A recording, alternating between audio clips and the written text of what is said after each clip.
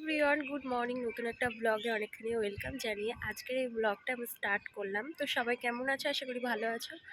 আমিও কিন্তু খুব ভালো আছি। আর দেখো, ঘুম থেকে উঠে সকাল সকাল দেখছি চারিদিকটা কুয়াশা হয়ে গেছে।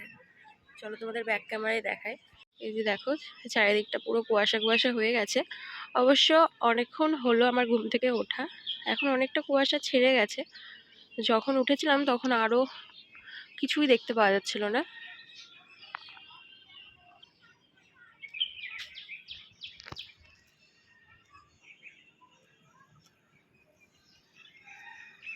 তো ছাদ থেকে দেখো এখন নিচে চলে এসেছি। আর যেহেতু আজকে বরমশাই গিয়েছে বাজারে, এই জন্য দেখো সকাল সকাল আমি এখন বিছানাটা গুছিয়ে নিতে পারছি, না হলে তো ওই 10টার পর ছাড়া বিছানা গোছানোই যায় না।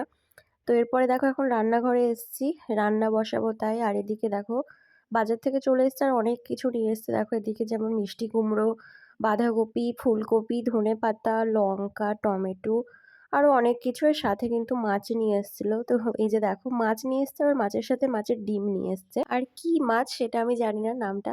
আর এদিকে সব ওই মুদিখানার দোকানের বাজার নিয়ে এসছে। আর সকালবেলায় দেখো আমার বরের জন্য একটা পছন্দের খাবার বানিয়েছিলাম সকালকার ভাত দিয়ে খাওয়ার জন্য। সেটা হচ্ছে ডিম আলু মাখা, ভীষণই ভালোবাসে। তো ওই জন্য দেখো বানিয়ে দিয়েছি। তো এদিকে আমার রান্না বান্না কমপ্লিট হয়ে গেছে। আর এখন বাজে ওই 1টা মতো। আর দেখো হালকা হালকা এখন রোদ উঠেছে।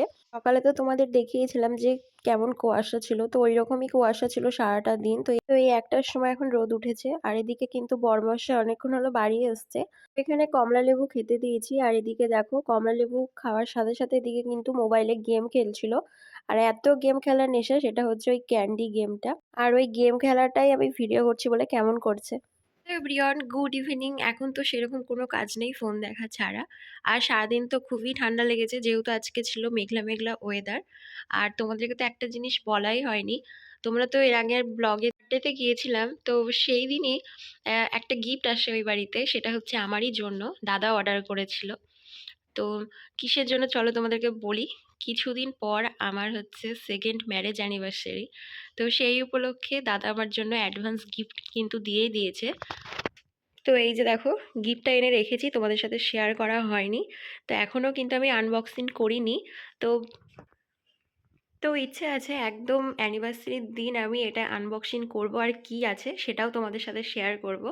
তোমরা দেখি কেউ বলতে পারো কি যে এর মধ্যে কি আছে, তোমরা ভাবো। গিফট পেতে কার না ভালো লাগে বলো? তা আমার তো ভীষণই ভালো লাগে। তো অ্যাডভান্স পেয়ে গিয়েছি। তো আগের বছরও অ্যাডভান্স পেয়ে গিয়েছিলাম, আমাকে শোভা গিফট করেছিল। তোমরা যারা আমার আগের মানে আগে থেকে ব্লগ দেখো তারা অবশ্যই দেখেছো।